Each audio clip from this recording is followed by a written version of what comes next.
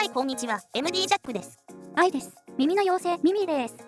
今回のモデル名、K9 って警察犬みたいだね。絶対そう突っ込んでくると思ったわよ。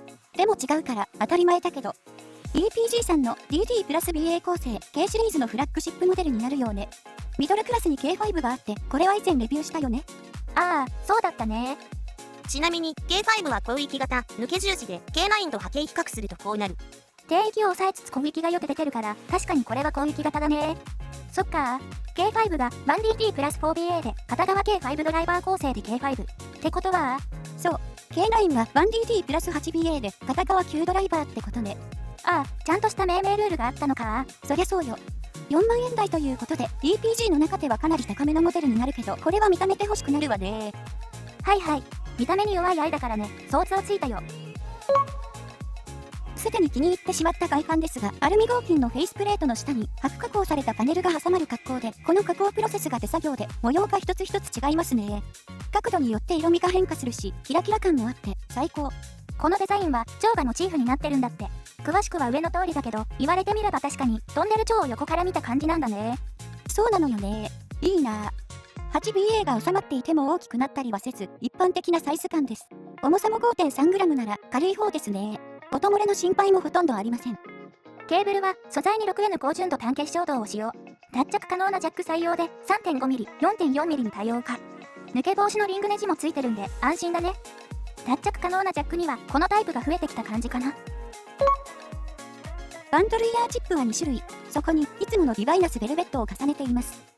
測定前にベルベットで主張した感じ、やや広域寄りかなーっていうバランスだったんで、ここで見る限りバンドル1の白の波形がベストかもしれないけど、3本の中間のブルーの波形、バンドル2のクリアーなイヤーチップを基準に音収録してみたよ。リキッドシリコンの M100 ですね。単体でも販売されています。AT07 も装着した印象はソフトめで良かったです。あと K9 のノズル先端には返しがないからバンドルイヤーチップの方が安心っていうのもあったんでしょ。あ、そうそう。バンドル品ならそこは考慮されているはずだからね。サウンドチェックの比較モデルは手元に 1DD プラス 8BA のモデルが2つあったので、この2つにしてみた。音調整の基準は K9。バンドルケーブル仕様で 4.4mm バランス接続ね。はい、了解です。ではサウンドチェックいきましょう。音量上がります。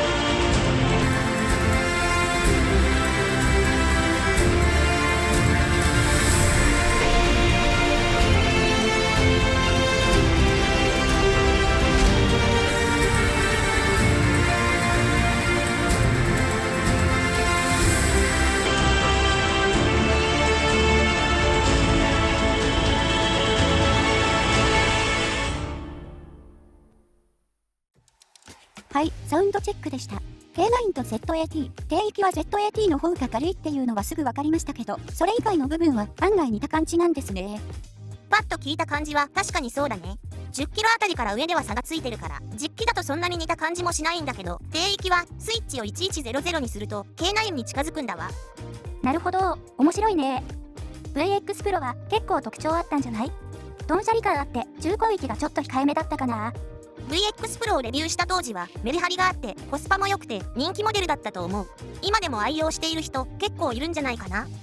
K9 は大きな特徴は感じなかったんですが、オールラウンダーの要素が強いと感じました。ジャックさんの印象を聞いてみたいです。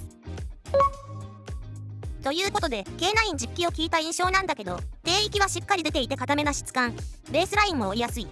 低域を支えているのは EPG 自社開発の PEK プラス PU 複合ダイヤフラム 8mm DD。 特徴は上の通りなんだけど、最近のレビューで 8mm の DD を低域に割り当ててるケースがいくつかあったんだよな。10ミリより締まった音質を狙っているのかな。そうかもしれないね。実際輪郭がぼやけない印象だったから。欲を言えば 200Hz あたりがもう少し出てくれると量感が増してもっといい感じになるかも。実際ちょっと EQ で持ち上げて聞き比べてみたけど、個人的にはこっちの方がいいな。